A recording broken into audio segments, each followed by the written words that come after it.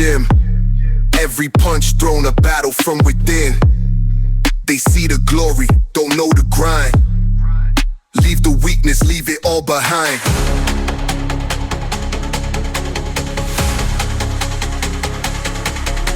Let's go! Again! Harder! Before the championships, before the $1 million fights, before the world called him Hands of Stone, there was only hunger. Not the hunger to win, the hunger to survive. Growing up in one of Panama's poorest neighborhoods, every day was a fight, long before Roberto Durán ever stepped into a boxing ring. Some fighters chase greatness. Roberto Durán was trying to escape poverty. And that desperation would create one of the fiercest warriors boxing has ever known.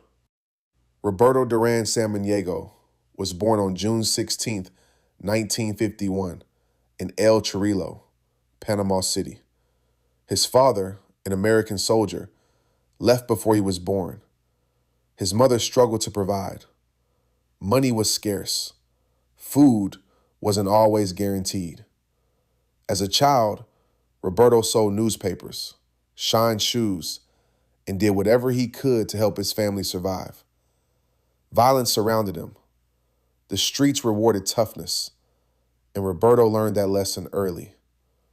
By the age of 8, he found boxing, not because he dreamed of fame, but because boxing gave him hope. Inside the gym, he wasn't another poor kid. He was a fighter. Every punch, every round, every drop of sweat brought him closer to a better life. Coaches quickly realized he was different, fearless, relentless, and unbelievably powerful. At just 16 years old, Durán turned professional. He wasn't fighting boys. He was beating grown men. His aggressive style, crushing body shots, and relentless pressure overwhelmed opponent after opponent. To Roberto, every fight was survival. Then came 1972, a world title shot against undefeated lightweight champion Ken Buchanan. Many expected Buchanan's skill to prevail. Instead, Durán broke him down and stopped him in the 13th round. The poor kid from Panama had become the lightweight champion of the world. For nearly 7 years, the lightweight division belonged to Roberto Durán. He defended his title repeatedly, intimidating champions and breaking challengers. Fans gave him the perfect nickname, Hands of Stone. Many still consider him the greatest lightweight in boxing history.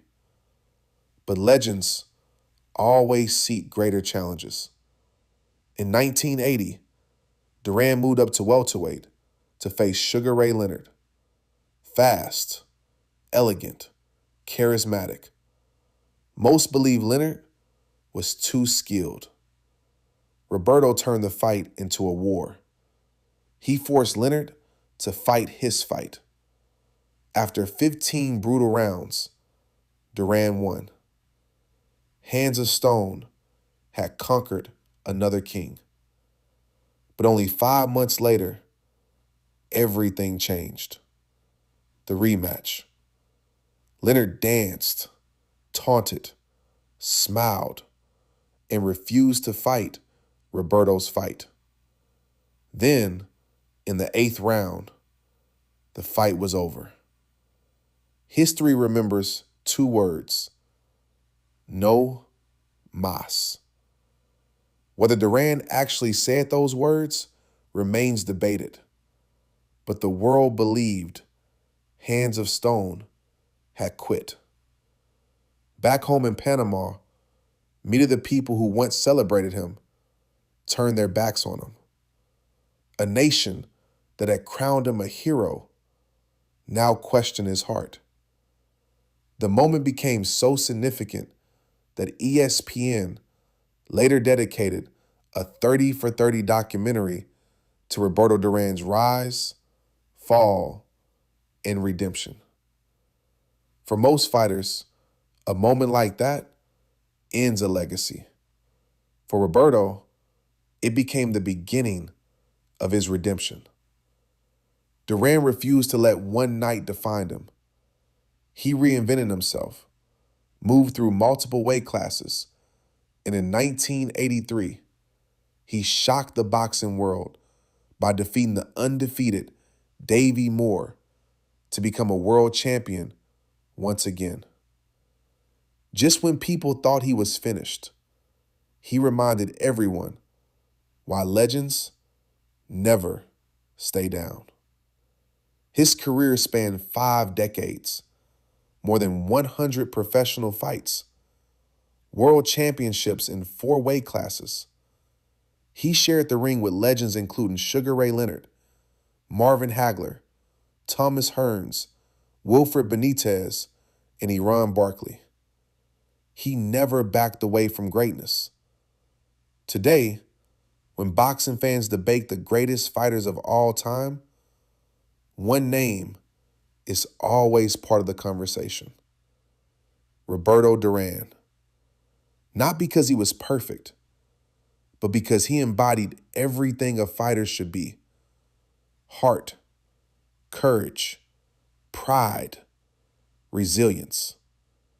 His fist earned him the nickname Hands of Stone.